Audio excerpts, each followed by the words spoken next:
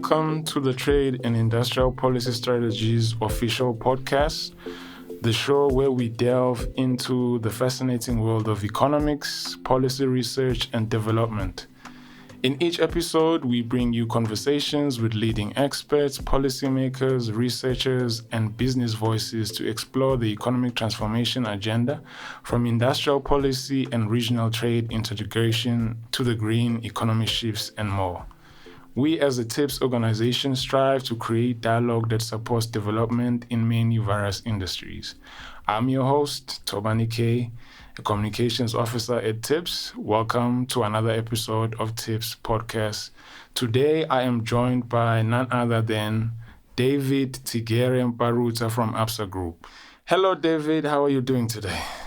Yeah, thanks, Tobani, and good afternoon. I'm doing well and happy to be here. All right. I'm glad you could manage to finally join us. We had the TIPS Forum event, to which Absa is one of the partners of the event. You did a presentation there. Care to give a general comment of how the event was? Yeah, I thought, the event was great. I unfortunately couldn't be there in person, but I did dial into a few of the sessions, and I think it was a wonderful opportunity to bring different ideas from, different contributors, be it from industry, be it academics, all around the theme, which was driving industrialization and using the African Continental Free Trade Agreement, as a base. So it was a great think tank, certainly picked up a lot of stuff that I wasn't aware of. Yeah, and I think it's events like this that create platforms for us to understand what we need to do to drive industrialization across the continent. Thank you for that comment. If I may ask, what in your view was the most compelling insight from the 2025 TIPS Forum regarding Africa's regional industrial development agenda? Yeah, Tobani. So, I think probably the biggest takeaway for me was that, Africa has got a long way to go in terms of trade and trading with itself. I mean, there was a few stats that were quoted and that I quoted even in my paper. Intra-Africa trade is up. I think it's up 12.4% year on year to about 220 billion. And, how we measure that is the total absolute value of imports and exports within Africa. So that figure is up. But that said, I think there's still a significant amount of spatial concentration. So a lot of the trading, I think over 30% of the trading is taking place within Southern Africa and predominantly South Africa trading with its neighboring states, though still very much skewed towards, trading within the Southern Africa region. And I think the total volume of intra-Africa trade versus trade with global counterparts is just 14%, right? So we're definitely still trading more with the East and, with the West than we are with ourselves. And another stat that I liked and that I picked up was we've got low trade volumes in terms of intermediate goods. Now, intermediate goods basically measure your level of integration into manufacturing value chains. And 77% of all intermediate goods traded in Africa are exported and are exported either as raw materials or as semi-processed materials. So that shows that we're definitely feeding more global supply chains than we're feeding our own supply chains. And even in that, we're definitely feeding more unprocessed raw materials than processed goods. So albeit that, the number is up 12.4% up year on year, there is still a long way to go to drive intra-Africa trade to the levels where it needs to be. So you spoke about a paper that you said you wrote. Care to give us just a brief in terms of what it's about exactly? Yeah. The paper was looking at how we could develop what I call the hub and spoke model for critical mineral beneficiation across, Southern Africa. So we looked at Africa as a whole, but, decided to focus on Southern Africa and, the 16 member states within Southern Africa. We decided to focus on critical minerals as well because, critical minerals is obviously a big buzzword if you just look at the global energy transition that needs to take place. And Southern Africa is actually, very well endowed with, a lot of these critical minerals, be it copper, be it cobalt, be it, lithium. So the paper was really, exploring how we can take these minerals and develop regional industrial value chains on the back of the minerals that we have. So I introduced a concept of what we call the hub and spoke model, where you've got anchor hubs. So you've got a country which is an anchor hub. You've got support hubs and you've got specialized nodes. So an anchor hub, to give you an example, would be a country that has got the capability of driving large-scale, high-value manufacturing. South Africa is a good example of this. You know, if you look at the automotive sector in South Africa, there's already a lot of skills and technology around the automotive sector and numerous auto assembly plants across the country. So South Africa could be used as an anchor hub. I then introduced the concept of support hubs as well. So support hubs could be countries that feed anchor hubs, either from an energy point of view, potentially from a logistics point of view. So we looked at a country like Mozambique, for instance. You know, Mozambique has got significant amount of gas reserves. You know, those gas reserves could be used to provide energy to the region, which would be a cheaper form of energy and a cleaner form of energy. So Mozambique could be a support hub. We could have different logistics hubs. So you've got Tanzania out in East Africa. And if goods need to come in and out of the eastern part of the world, then we could use Tanzania, the port of Dar es Salaam, as a potential logistics hubs. And then on the west coast of Africa, you've got Namibia. So you could use Namibia as a logistics hub for goods that need to go to the western part of the globe. The last concept then I was introducing was then the concept of specialized nodes.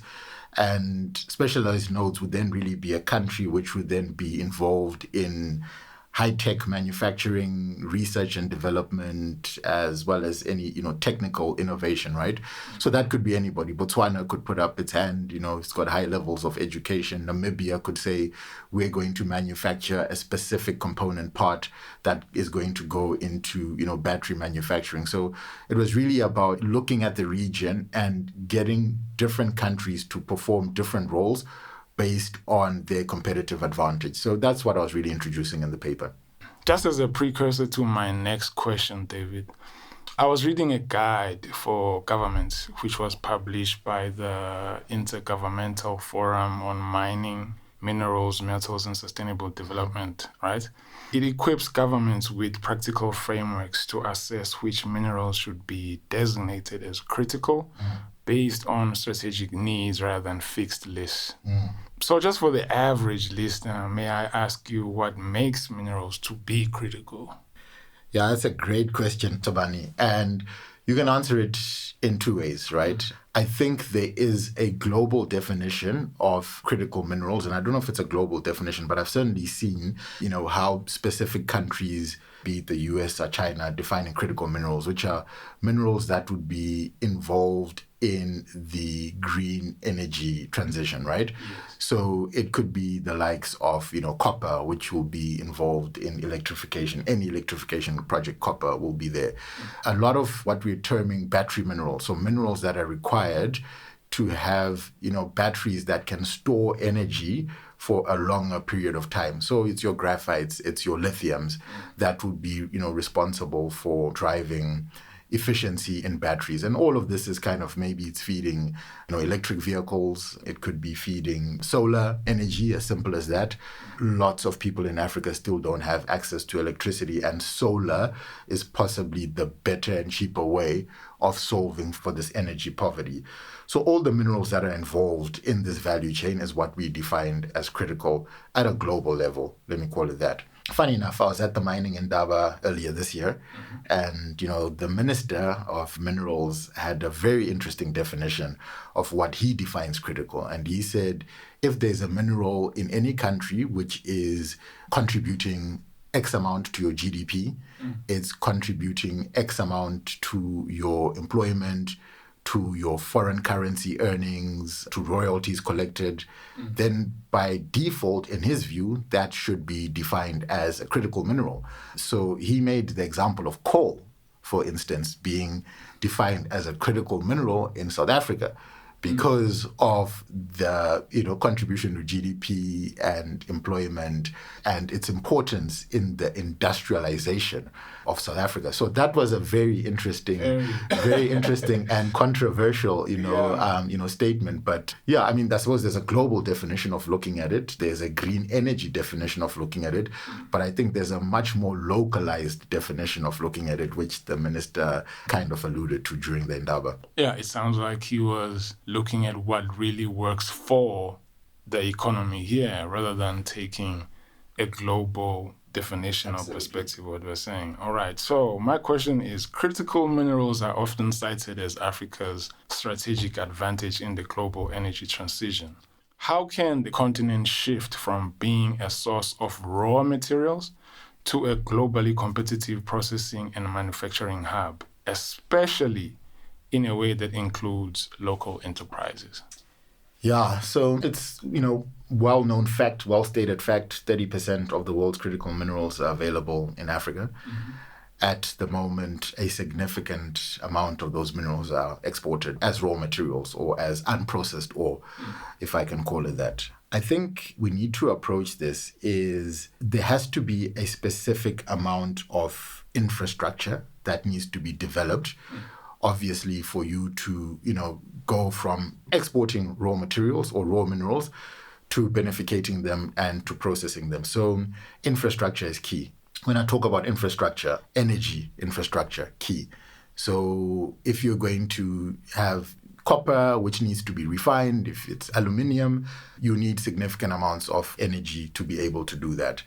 Linked to that is logistics infrastructure. So road and rail infrastructure. And even in my paper, I quoted, a few facts. I think they said Africa has got one of the lowest road densities globally. I think 2.5% of our roads are in tarred form. So the significant part of our roads are not tarred, right? So how do you connect these minerals from where they are to where they need to be beneficiated or where there needs to be value add? So road and rail infrastructure, become key. Ports are also a critical thing, right? Because you need to be able to process your minerals. You need to be able to bring inputs from the rest of the world, process the minerals, and then you need to be able to export, processed goods.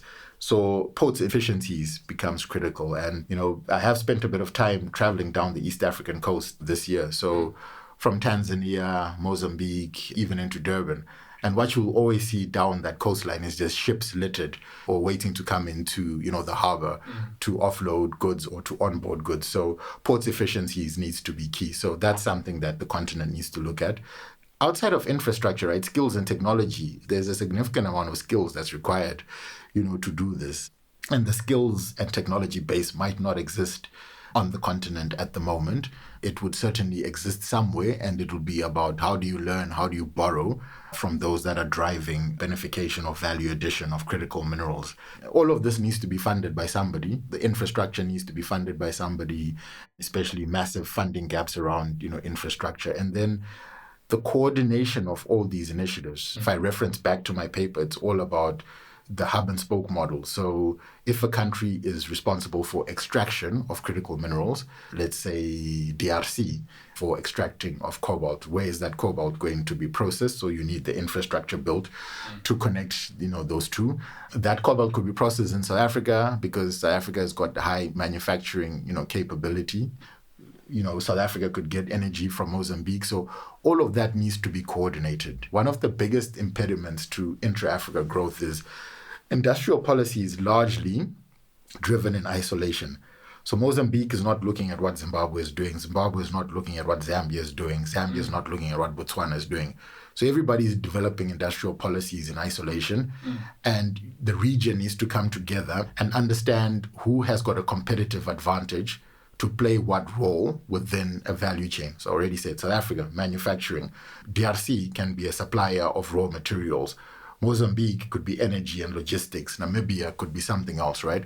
So the coordination of all of these efforts is very, very critical, which is where a body like a SADC needs to take front and center stage in terms of coordinating industrial policy around the critical minerals that we have to enable a greater level of beneficiation and value addition. You speak to something that I thought was a great quote from actually the forum.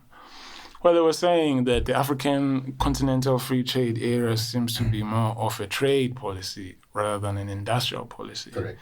So by industrial policy, there has to be a necessity in terms of how we coordinate across the continent instead of just being, isolated bodies that are actually trying to trade and work with each other. So for my next question, supply chain finance is emerging as a key lever to integrate SMEs into broader industrial ecosystems.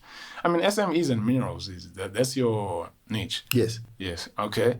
How is Absa innovating in this space to support suppliers operating within regional hubs or cross-border production systems? Yeah. So, Tobani, supply chain financing, it's a product that's now largely available across many financial institutions, right? What I like about our approach has really been more on our enterprise and supplier development strategy, which lives alongside our supply chain finance offering. And this really looks at financing of suppliers, SMEs, and local businesses as well, and funding them using a non-traditional methodology. So traditional bank lending, whenever you go for a loan, even as an individual, we would want to see, your ability to repay that loan. Mm-hmm. We would want to see whether you've got collateral in case you are not able to pay back that loan. And, we always look at the historic performance. So how have you been managing your account, historically? So it's a rather historic view of making a credit decision and a credit decision based on collateral. So the challenge that SMEs face is a lot of them do not have, historic data. They don't keep financials and they don't have collateral. So that immediately excludes them from traditional bank financing. And in thinking of our ESD approach, we then said, well, we need a different way of assessing SMEs for credit. So we'll make a lending decision on the back of a future cash flow that you're going to receive. So even if you're not able to look at historic, financial statements, as long as you've got a guaranteed future cash flow from a contract, from a purchase order, from an invoice, then we'll make a financing decision, on the back of that. We effectively offer two products. One is what we call a bank lending product. So this is where we're deploying our own capital and lending into a supply chain. And we also have a fund administration product where we administer funds on behalf of corporate entities. In the mining sector, the Anglo Zimele Fund, we are the administrators of that fund. We have had a tremendous amount of success with this product across the continent. So in South Africa, I've already mentioned, Anglo American, we are the administrators of that fund. We have various other mining houses that we've got MOAs and MOUs with, and we are lending directly from our own capital into their supply chain, be it SME businesses or local businesses. Across the continent, in Botswana, we've worked significantly with Debswana. I think since we signed an MOU with them, we financed their SME suppliers over 1 billion pullers from inception, to date. In Zambia, we've got partners. In Tanzania, in Ghana. So it's a product that is really speaking to the mining sector, based on the fact that the mining industry has got huge procurement spends. It's got large value chains, it's got large supply chains. You're also seeing a lot of local content across the continent, which is, I can't say forcing, but which is driving mining companies to procure goods from SMEs and from local businesses. On the back of that, there's a lot of local businesses that are getting access to procurement opportunities, and we are funding those businesses using a non-conventional methodology. So that's probably, from an innovation point of view, the offering that Absa has that's really speaking to driving local participation in mining value chains. Mm-hmm. So when I was anticipating you coming here, I was also just researching online and just finding things that Absa is doing. I saw the South African Business Showcase during the London investment, and then I was wondering, are they also doing this in Africa? And then researching again, and I'm finding things like Made in Africa Conference, the Absa ESD Expo. Yes. You in charge of that? We split the responsibilities across the bank. Made in Africa is a new platform, but it's one which we are looking to see how we can support it going further. It's effectively the largest online gathering of buyers and sellers across the continent, right? So you've got corporate buyers and you've got SME sellers, and it's really trying to then connect those two. So it's also part of our mandate of, not just providing finance to SMEs, but how can you help SMEs get access to markets, which is even a greater necessity than the finance. The financing is almost a secondary decision if you've got a marketplace, right? So lots of interest and investment around how do we connect SMEs to marketplaces locally and across the region. So Made in Africa is one, the smart procurement one that you rightfully mentioned. I think that's the largest gathering of buyers and sellers in South Africa. We've been a financial sponsor of that for a while, and we do sponsor some of our SMEs to attend that in order to assist them with, access to market.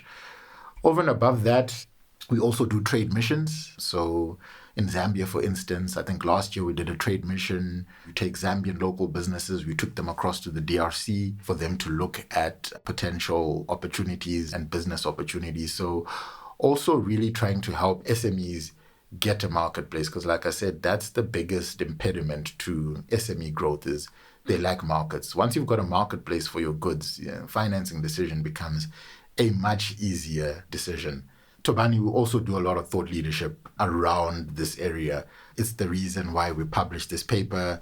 It's the reason why I'm having this discussion with yourselves. Yeah. I do spend quite a fair amount of time on the continent at conferences. I was recently at the SADC Industrialization Week, talking to all 16 member states around how we can develop value chains and ecosystems and what role different people have to play. So we're invested heavily in thought leadership, writing articles, publishing papers, and this is really our responsibility because, we've got a diverse set of clients. We see what's happening on the continent. We see where the gaps are. So it is really our obligation to be able to close that gap through the stories we tell. Thank you for that. Due to time, let me ask you one last question. The concept of regional industrial hubs redefines how countries can cooperate based on functional complementarity rather than geographic proximity. I think you are just touching on this. How does this model reshape opportunities for SMEs and enterprise development across borders? Yeah, Tobani. So when we talk about regional industrial hubs, regional economic hubs, we are now going into a certain level of specialization. Remember the hub and spoke model that I spoke about. Each country will be responsible for specific tasks and strengths within an industrial value chain, right? It then offers SMEs the opportunity to kind of specialize in certain parts of that value chain. So if South Africa is doing manufacturing, how can SMEs be involved in a manufacturing value chain? Whether it's, they can, manufacture component parts, so they can be tier 2 or tier 3 suppliers into this value chain. It can be skills multipliers, for instance. So it then lends to SMEs now pivoting, and the beauty about SMEs, they've got the ability to pivot very, very quickly.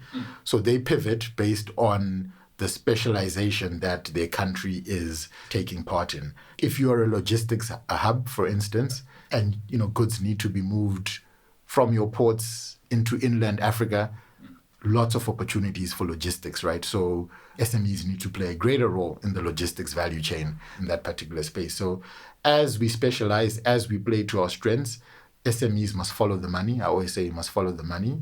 You must follow where industry is developing and plug yourself into those value chain. Obviously, that needs to be supported by policy that ensures that SMEs can participate in these value chains. So they get access to procurement opportunities, they get access to contracts. Even before that, we develop the skills so they can participate in these value chains. And then the last part is where we come in, the bank, is to ensure that they've got the financing to be able to take part in this. I've never thought of a bank doing all of these things. Maybe if I may ask, from a financial architecture perspective, what are the most significant constraints limiting the formation of cross-border industrial value chains?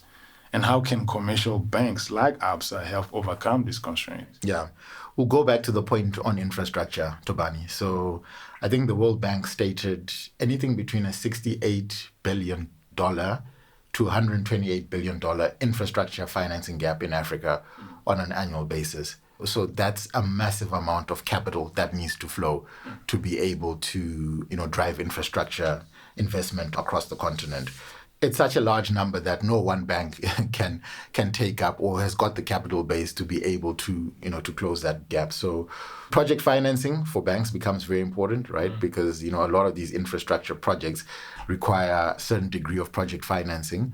Allocation or syndication of risk and syndication of debt. So on a $200 million project or maybe a $500 million project, you could have 4 banks syndicating to take up a percentage of the risk. So not one bank is sitting with the entire risk. So syndication of loans becomes very, very critical. I think we spoke about working capital and supply chain finance solutions as well. That helps with, with value chain and making sure that the value chain is working effectively. And then also ensuring that, we've got innovative solutions to finance SMEs in this space. So really, banks, it's about how do you close that infrastructure financing gap through project financing and ensuring that the value chain of those projects is fully funded. And it's probably not just banks who fix this. There's a broader mandate for financial institutions, right? So developmental financial institutions also have to play their role because they've got a developmental mandate. So you could have entities like, Development Bank of Southern Africa playing a critical role in terms of providing capital or de-risking projects. So I think financial institutions, including commercial banks, have got various roles they can play, but they have to partner, they have to collaborate, they have to syndicate, and they have to ensure that the products that they're offering can serve the large projects and the value chains of those projects. All right. Thank you, David, for those responses. Thanks, Tobani. It was great to be here. I think it's only through, platforms like this that we can share knowledge and experience, which will certainly get us to drive that industrialization agenda across our great continent. Thank you. And that's it for today in our Tips podcast. We heard David Mparutsa's views and suggestions on how financial institutions, in particular Absa, can play a role in intra-African trade, the need for collaboration as countries and member states of the African Continental Free Trade Area, the need for coordination of key sectors regionally, anchor hubs, energy as infrastructure. Mparutsa places an emphasis on the integration of SMEs into bigger markets and the processing of our own critical minerals such as coal. I'm your host, Tobani K. Before I leave, please don't forget to subscribe, leave a review, and connect with us on social media. Remember to follow our body of research and reports on the TIPS website at www.tips.org.za. Interact with this podcast on Apple, Spotify, Deezer, and YouTube. Thank you for listening. Goodbye.